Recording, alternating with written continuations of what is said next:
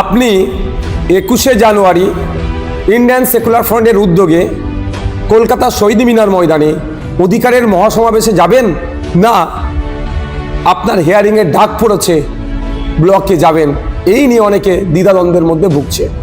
আমাদের অনেক নেতৃত্ব জানিয়েছে এবং অনেক সাধারণ মানুষ ফোন করে বলছে, ভাইজান কি করব, 21 তারিখেই আমাদের আপনার হিয়ারিংয়ের ডাক পড়েছে। আমি আপনাদের জানিয়ে দিই, আপনার নির্দ্বিধায়, কোনো ভয়ের দরকার নাই, 21শে জানুয়ারি কলকাতা শহীদ মিনারে আমাদের ডাকে যে অধিকারের মহাসমাবেশ হচ্ছে ওখানে উপস্থিত হন। আর আপনারা কি করবেন তাহলে, একটা চিঠি তৈরি করুন। চিঠিটা আপনার ব্লকের যিনি ইআরও আছে, ইলেকট্রাল রেজিস্ট্রেশন অফিসার, তারকে দিন। সেই চিঠির নমুনা এই ভিডিওর কমেন্ট বক্সে দেওয়া হচ্ছে। তারপরও আমি একটা ছোট্ট করে দেখিয়ে দিই, বুঝতে পারবেন চিঠিটা কিভাবে লিখবেন। প্রতি মাননীয় বা মাননীয়া ইআরও আপনার বিধানসভার নাম লিখে অমুক বিধানসভা, তারপরে আপনার জেলার নাম দেবেন, তারপরে কি দেবে বিষয়, শুনানির দিন পরিবর্তনের আবেদন, তারপরে মহাশয় মহাশয়া, পুরুষের জন্য মহাশয়, মহিলার জন্য মহাশয়টা দিলেন, আপনার নাম দেবেন, পিতার নাম দেবেন, পুরো ঠিকানা লিখবেন। তারপরে আপনাকে যে নোটিশটা গিয়েছে, নোটিশটা ধরে বাম দিকের মাথায় এমন জায়গায় নোটিশে লেখা আছে, নোটিশ নাম্বার দেওয়া হচ্ছে, ওই নোটিশ নাম্বারটা বসালেন। তারপরে কি লিখবেন, আপনার পক্ষ থেকে 21শে জানুয়ারি 2026 আপনার দপ্তরে এসআইআর বিষয়ে এই গ্যাপটা, এসআইআরের যে কি কারণ আপনাকে নোটিশ ইস্যু করেছে, যে কারণটা আছে সেটা উল্লেখ করবেন। উল্লেখ করার পরে শুনানির জন্য নোটিশ পেয়েছেন, আপনাকে বিশেষভাবে অনুরোধ করছি 21শে জানুয়ারি 2026 বুধবার অনেক আগে থেকেই আমার একটি গুরুত্বপূর্ণ অন্যত্র প্রোগ্রাম রয়েছে। আপনি এখানে যা কিছু লিখতে পারেন, যা কিছু মিনস যে আমার একটা বিশেষ কাজ আছে, আগে থেকেই ছিল বা এখন ডিসাইড হয়ে গেছে, গুরুত্বপূর্ণ কাজ আছে, যে কাজটার জন্য যে আপনি তারপরে কি লিখছেন, আচ্ছা এই দিনটার পরিবর্তন করা হোক, নতুন একটি দিন দেওয়া হোক, যে দিনে আমি সশরীরে উপস্থিত থেকে এই হিয়ারিং বা শুনানিতে অ্যাটেন্ড করব। তারপরে ধন্যবাদ সহ আপনার সই করে দিলেন তলায়, যেদিনকে অর্থাৎ সোমবারই আশা করব, সোমবার কি মঙ্গলবার খুব বেশি হলে টার্গেট করবেন, জমা দেবেন, তারিখটা উল্লেখ করে দেবেন। দুটো কপি হবে, একটা ইআরও স্যার বা ম্যাডাম নিয়ে নেবেন, আর একটা আপনার কাছে থাকবে রিসিভ কপিটা। আপনি আসুন কলকাতায় আগামী 21শে জানুয়ারি কলকাতায় বেলা 11টার সময় শহীদ মিনার ময়দানে আসুন, আপনার আমার অধিকার বুঝে নিতে।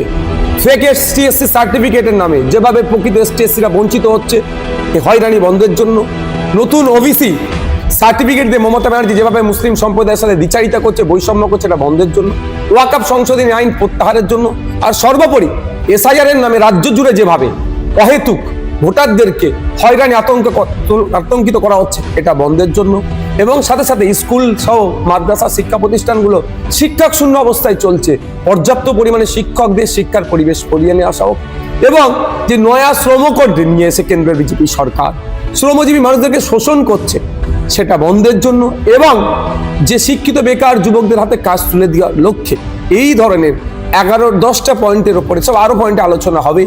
আমরা কলকাতায় শহীদ মিনার ময়দানে এক অধিকারের মহাসমাবেশ ডেকেছি। আপনারা আসুন, নিশ্চিন্তে আসুন, আপনারা এই চিঠি একটা করে আপনার ব্লকে ইআরওকে জমা দিয়ে রিসিভ নিয়ে চলে আসুন। কারণ আমি তাও বলছি, গতকালকে election commission of India West বেঙ্গলের সিইও স্যারের সাথে দেখা করতে গিয়েছিলাম। বিভিন্ন বিষয়ে আলোচনা হতে হতে ভার্বালি আমি এটা বলেছিলাম যে এই পরিস্থিতি, এটা কাকতালীয় কি ইচ্ছাকৃতভাবে আমি সেটা বলতে পারছি না, কিন্তু ব্যাপক জায়গায় 21 তারিখে নোটিশ ইস্যু করা হয়েছে। আমরা মনে করছি বা আমাদের কর্মী সমর্থক মঞ্চে যে আইএসএফ এর প্রোগ্রামকে ভুলণ্ডিত করার জন্য দিকে দিকে যেমন তৃণমূল কংগ্রেস মিটিং মিছিল ওই দিনকে রেখে মানুষকে হয়রানি করার চেষ্টা করছে, একইভাবে এই নোটিশ ইস্যু করে মানুষের যাতে না আসতে পারে। দর্শক, আমি শুনছিলাম, নিশ্চয়ই আপনারা শুনেছেন, আইএসএফ বিধায়ক নওশাদ সিদ্দিকী সাহেব তিনি সমস্ত বক্তব্য রেখেছেন গতকাল। কারণ তাদের দলের যে কর্মসূচি, তাদের দলের প্রতিষ্ঠার দিন হিসাবে তারা একটা কর্মসূচি রেখেছিলেন 2026 21শে জানুয়ারি, যেদিনটা তাদের দল তৈরি হয়েছিল, এবং সেই হিসাবে তারা কিন্তু প্রতিষ্ঠাতা দিবস পালন করে কলকাতার রাজপথে, এবং দুটো একটা মানুষের ভিড় নিয়ে তারা পালন করে প্রতিষ্ঠা দিবস। কিন্তু ব্যাপারটা হচ্ছে যেটা বলার চেষ্টা করেছে নওশাদ সিদ্দিকীরা, এই যে 21 তারিখ ডেট, এটা 1 বছর আগে থেকে তাদের সিলেক্ট করা রয়েছে। আর এ সমস্ত যাদের SIR এর নোটিশ এবং ফর্ম বাড়িতে জমা দিয়েছে, তাদের হ্যারিংয়ের ডেট পড়েছে বিভিন্ন এলাকায় আর কি। তো ঠিক দেখে 21 তারিখ যে ডেট আর কি, বেশিরভাগ এলাকায় ওই 21 তারিখ হ্যারিংয়ের ডেট ফেলেছে, যাতে করে ISF এর মিটিংয়ে তাদের যে অধিকার সমাবেশ রয়েছে বহু আগে থেকে কর্মসূচি, সেখানে না যেতে পারে। এটা সরকারের একটা কৌশল বলতে পারেন। নওশাদ সিদ্দিকীরা যেটা কি দাবি করছেন বা দাবি করছে, তাদের একটা মানে নির্দিষ্ট সময়, নির্দিষ্ট টাইম, নির্দিষ্ট ডেটে কিন্তু তাদের একটা কর্মী সভা তারা রেখেছিল। সেটাকে বানচাল করার জন্য বিভিন্ন এলাকায় তৃণমূল কংগ্রেস যেমন SIR এর নোটিশ দিয়ে তাদেরকে 21 তারিখ ডাক পাঠাচ্ছে।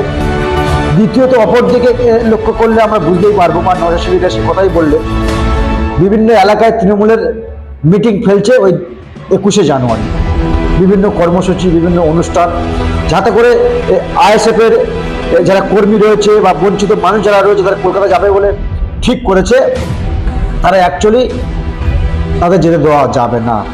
কারণ ওই মিটিংয়ে কিন্তু আমরা 2021 সালের পর থেকে আব্বাস সিদ্দিকী সাহেবকে বা দলের যিনি প্রতিষ্ঠাতা নওশাদ সিদ্দিকীর দাদা, তাকে আমরা আর দেখতে পাইনি। কিন্তু 21শে জানুয়ারি তিনি প্রতিজ্ঞা নিয়েছেন এবং বার্তা দিয়েছেন। সকলে আমরা জানি যে ওই 21 তারিখে একই মঞ্চে থাকবেন আব্বাস সিদ্দিকী এবং তার ভাই যে নওশাদ সিদ্দিকী, ওই একই মঞ্চে থাকবে, মানুষেরকে বার্তা দিচ্ছেন। সেইভাবে লক্ষ্য করলে কিন্তু একটা মানুষের আব্বাস সিদ্দিকীর যেমন একটা ফ্যান ফলোয়ার রয়েছে, আর নওশাদ সিদ্দিকী সাহেবের তো কর্মীরা রয়েছে, যেভাবে একটা মানুষের ঢল নামবে কলকাতার রাজপথে, তাতে করে ওই দেখে শাসকের হাওয়া উড়ে যাবে। তাই শাসক চেষ্টা করে নওশাদ সিদ্দিকীর ওই 21শে জানুয়ারি এটাকে বানচাল করার পরিকল্পনা শাসক করছে, যেটা নওশাদ সিদ্দিকীরা অভিযোগ করলেন। তো অনেক জায়গায় 21 তারিখের হ্যারিংয়ের জন্য তারা ডেকেছেন। তো একটা দরখাস্ত লিখে আপনার ভিডিও বা ERO তার কাছে জমা দেওয়ার কথা নওশাদ সিদ্দিকী সাহেবেরা বললেন, এবং তাদের দলের যে 21শে জানুয়ারি কর্মী সভা বা সম্মিলন, অধিকার সমাবেশ, সেখানে যাওয়ার জন্য আহ্বান তিনি করলেন। এবারে তো দেখবো আমরা 2022-এ হয়েছিল, 23-এ হয়েছিল, 24-এ হয়েছিল, 25-এ হয়েছিল, যে ISF কর্মীদেরকে রোখার চেষ্টা, মারধর, গাড়ি ভাঙচুর, সেগুলো তো আমরা দেখেছি। তো জানি না 2021 সালে আমারও যাবার খুবই ইচ্ছা ছিল, আমিও আসবো। তবে আমার ওই 21 তারিখ ঠিক আমাকে 21 তারিখ হ্যারিংয়ের ডেট ফেলেছে। দেখা যাক, আমরা তো চিঠি করবো, ERO-কে, ভিডিওকে চিঠি করব। দেখা যাক, অবশ্যই আমরা 21শে জানুয়ারি আসছি। আপনাদেরকে বলবো আপনারাও 21শে জানুয়ারি কলকাতা শহীদ মিনারে আপনাদের আসার জন্য। বাকি কমেন্ট বক্সে কমেন্ট করবেন আর নজর রাখবেন আমার।